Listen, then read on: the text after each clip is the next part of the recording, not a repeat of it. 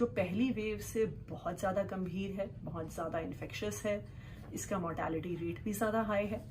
और कोरोना से बचाव का एकमात्र ही तरीका है वो है वैक्सीनेशन। इसलिए ज़रूरी है कि हम दिल्ली के सब लोगों से जो दिल्ली में वैक्सीनेशन की पोजीशन है उसे डे टू डे बेसिस पे शेयर करते रहें कि आपको भी पता रहे कि कब तक सब दिल्ली वालों को वैक्सीनेशन लग सकता है। आज के दिन में जो कोरोना की वैक्सीन अवेलेबल हैं, 2 वैक्सीन अवेलेबल हैं, कोवैक्सीन और कोविशील्ड,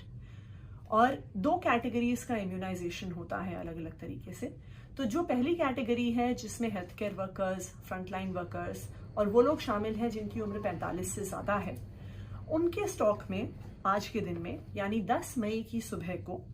हमारे पास इस फर्स्ट कैटेगरी के लिए कोवैक्सीन की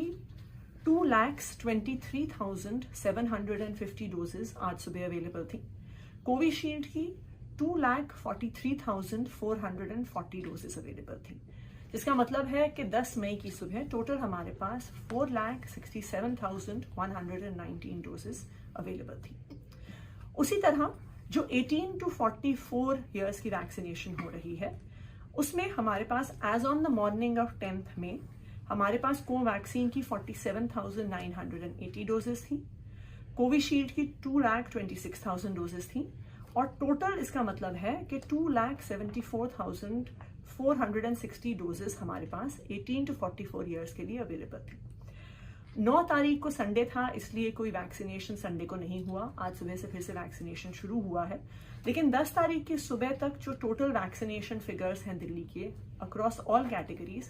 अभी तक दिल्ली में 38,96,551 डोजेस वैक्सीन की एडमिनिस्टर हो चुकी हैं, और 8 मई यानी सैटरडे को 1,28,441 डोजेस वैक्सीन की हमारी एडमिनिस्टर हो रही हैं। ये जो एडमिनिस्टर हो रही हैं ये जो 18 to 44 ईयर्स की कैटेगरी है, ये 96 लोकेशंस पर और 394 साइट्स पर एडमिनिस्टर हो रही है, और health care workers, frontline workers और 45 प्लस की 374 लोकेशंस पे 470 सेंटर्स में एडमिनिस्टर हो रही है। अगर हम ये माने कि आज 10 तारीख को उसी स्पीड पे वैक्सीनेशन चल रहा है जितना सैटरडे 8 तारीख को हुआ था, तो फिर आज शाम के बाद हमारे पास जो 45 प्लस की वैक्सीन डोजेस हैं, कोवैक्सीन की हमारे पास 6 दिन की सप्लाई बाकी रहेगी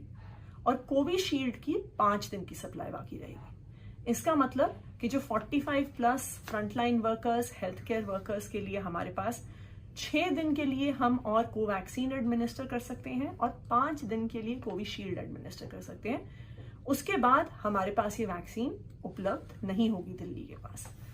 दूसरा, जो 18 to 44 का वैक्सीनेशन है, जिसके लिए खास करके दिल्ली भर से जो यूथ है वो सामने आ रहे हैं, अपने आप को रजिस्टर कर रहे हैं, जब आज की वैक्सीनेशन खत्म हो जाएगी उसके बाद कोवैक्सीन का हमारे पास सिर्फ 1 दिन का स्टॉक बचेगा। इसका मतलब कि कल शाम के बाद जिन सेंटर्स पर कोवैक्सीन एडमिनिस्टर करी जा रही है वो वैक्सीनेशन सेंटर्स दिल्ली सरकार को बंद करने पड़ेंगे।